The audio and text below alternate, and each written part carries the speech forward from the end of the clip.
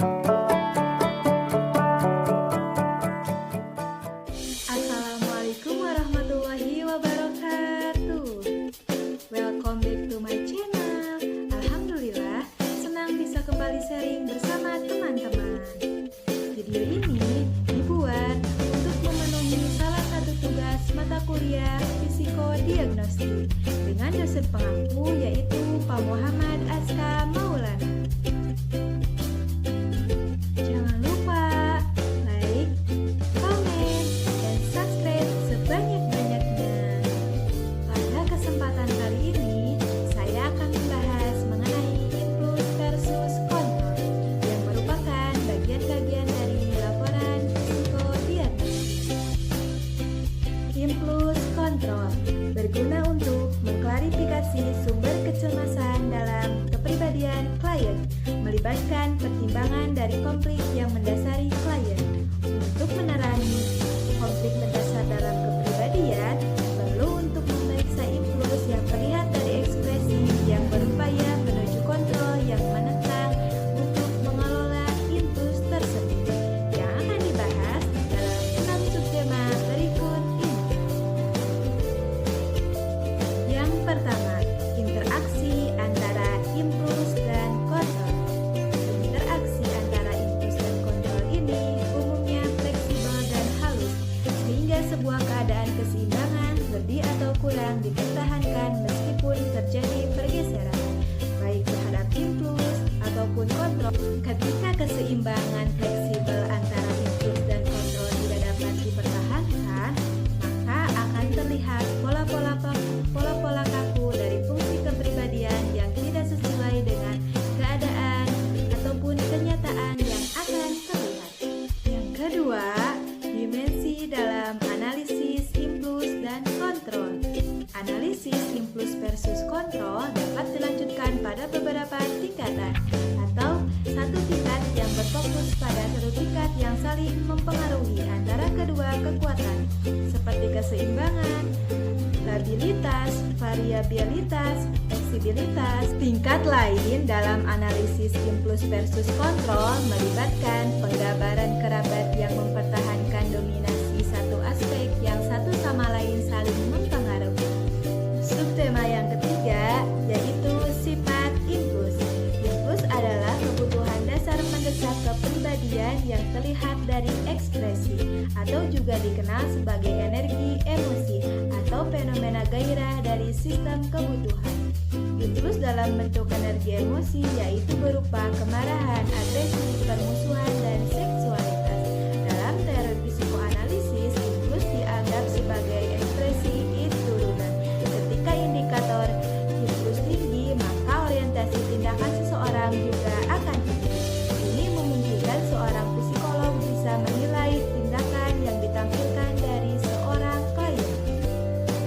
Pembahasan yang keempat yaitu mengenai orientasi impuls dan tindakan. Impuls erat kaitannya dengan orientasi tindakan yang biasa mengungkapkan kemungkinan gangguan dalam penilaian. Bertindak impuls adalah metode patologis utama untuk mengurangi kecemasan. Pembahasan yang kelima yaitu mengenai impuls dan kognisi. Berbeda dengan klien yang bereksik, implikasi lain ada pada individu yang kontrol. Meskipun masih belum mencukupi, impuls dapat mengganggu dan mempengaruhi fungsi kognitif dan intelektual seorang individu. Penerobosan impuls ini bisa mengganggu pemikiran, penilaian, dan persepsi. Jadi, sifat dari dorongan negatif tersebut dapat mewarnai proses berpikir, mengurangi efisiensi penilaian, dan merusak operasi intelektual yang efektif. Pembahasan yang keenam sekaligus yang terakhir yaitu jenis-jenis impuls. Bagian pertama yaitu marah. Kemarahan adalah bagian dari rangkaian peristiwa, termasuk perasaan, pikiran, fantasi, dan perilaku.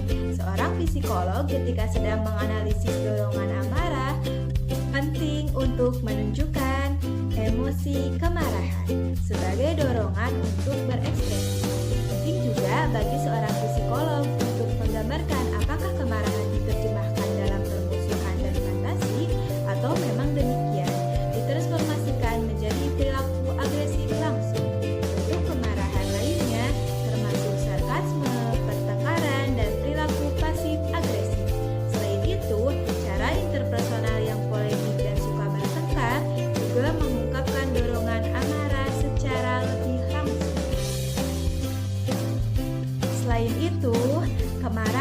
dan masalah khusus kemarahan ini didefinisikan sebagai perasaan marah yang bisa terjadi secara tak terduga dan bisa menjadi intens sehingga cukup untuk mengancam integritas ego.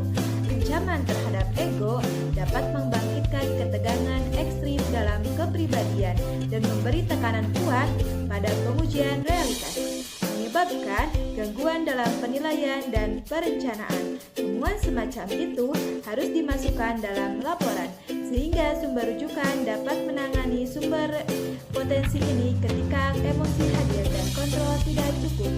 Suatu kemungkinan juga berkembang untuk tindakan merusak diri sendiri. Tindakan bunuh diri akan menjadi kemungkinan ekstrim yang merupakan temuan mendesak dan penting untuk dilaporkan. Temuan seperti itu mengungkapkan perawatan khusus yang perlu dikhususkan untuk mengkomunikasikan masalah kemampuan sebuah tindakan.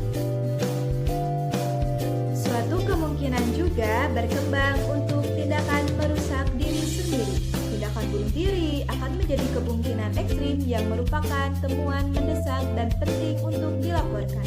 Temuan seperti itu mengungkapkan perawatan khusus yang perlu dikhususkan untuk mengkomunikasikan masalah kemampuan sebuah tindakan.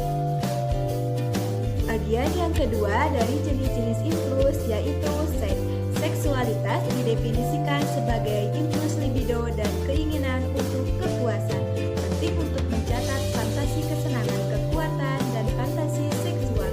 Ini terkait variasi seksual yang dirancang untuk memediasi kecemasan terkait seksualitas secara langsung, seperti tindakan impuls seksual termasuk masturbasi kompulsif, penyimpangan, pergaulan bebas. Sebab jika dibiarkan, tindakan seksual ini dapat menghalangi penilaian, perencanaan, presentasi, serta memori klien itu sendiri. Selain itu, ketidakmampuan untuk menyuburkan upaya seksual dapat menghambat beberapa fungsi kognitif, terutama aktivitas refleksi. Terima kasih telah menonton Dinda Channel pada episode kali ini. Semoga bermanfaat. Wassalamualaikum warahmatullahi wabarakatuh.